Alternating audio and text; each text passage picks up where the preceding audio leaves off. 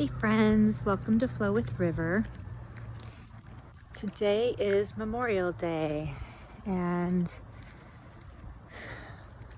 so thankful for, back in the day when I had 3-day holidays, like school, work, if you work in the industry that you get that, like banks, teachers, corporations, things like that. A lot of us in the hospitality industry obviously never get that. But anyway, so thank you to all of you who have served, who have either by choice or by draft or by force, done what you did to do what you did.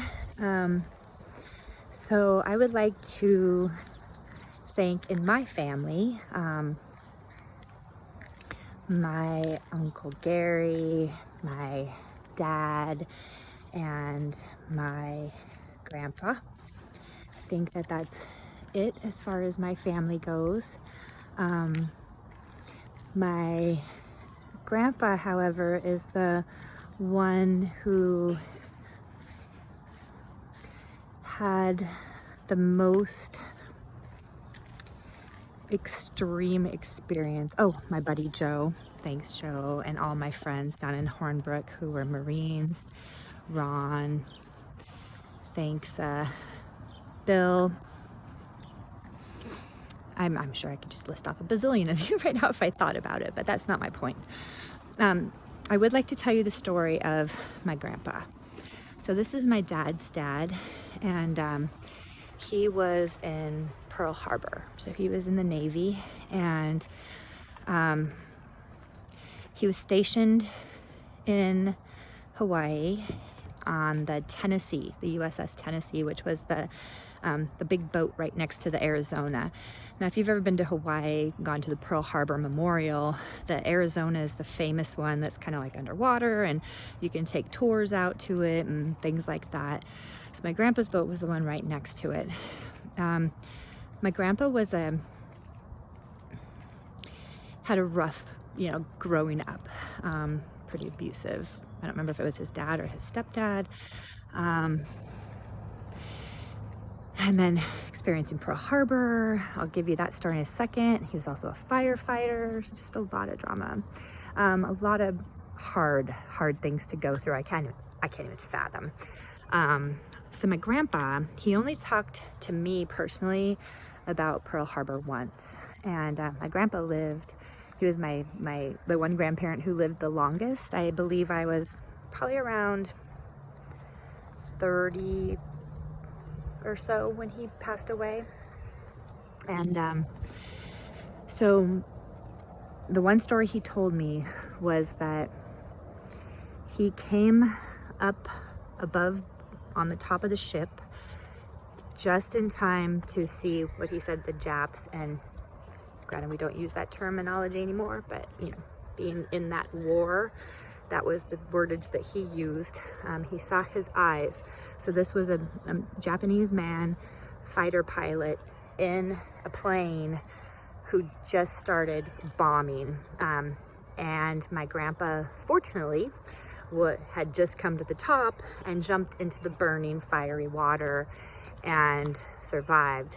I feel like it was an incredibly large number of the people on his ship did not. I want to say like in the 90 to 95%, but again, don't quote me on that. I can't imagine what that would be like.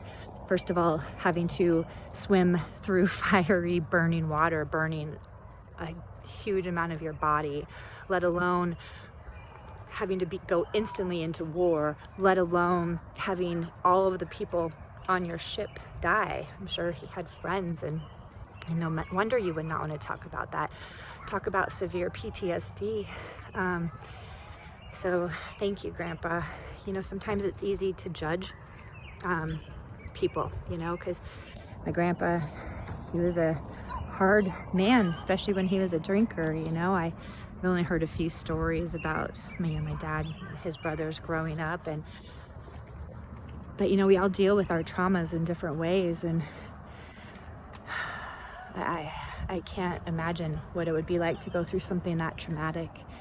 My buddy Joe, he did 3 tours to Iraq, and it's been a really beautiful thing to witness, watching him dealing with his PTSD and dealing with healing and dealing with ways that have helped him to cope and to learn to, get back into society and back into his body, into his presence. For him, I know working with horses was a really big one for a while, and then yoga. He just went through yoga teacher training, and it's beautiful to see him always being this really amazingly present man and doing the work, to get himself into a space of healing. And my grandpa, I don't know if he ever did anything like that, but I will say that my grandpa quit drinking when I was 10, and he was the nicest human. I don't really remember any of that past, Grandpa. And I really feel like when he got older, maybe in his 70s or so, I really felt like he made peace. I could feel it energetically. It was like something had shifted in him. And really cute little marmot. I'm going to turn the camera and see if you can see him. Oh, there he goes. See him on the little hill right there? Okay, bye, marmot. So anyway, I just wanted to say, I know sometimes it's easy to judge if you're on one side or the other.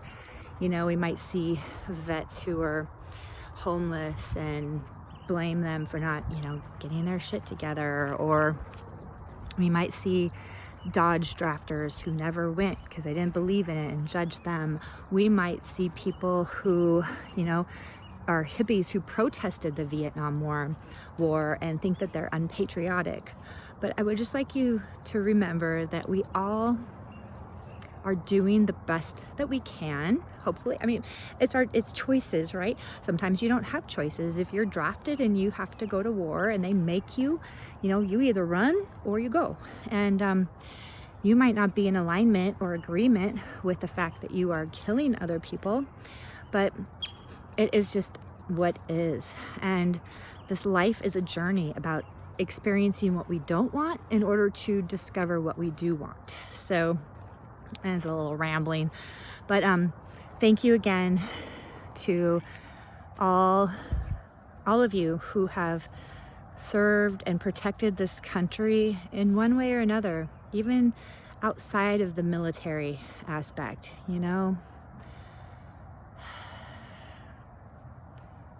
It's a fun trip around the sun, my friends. Enjoy it.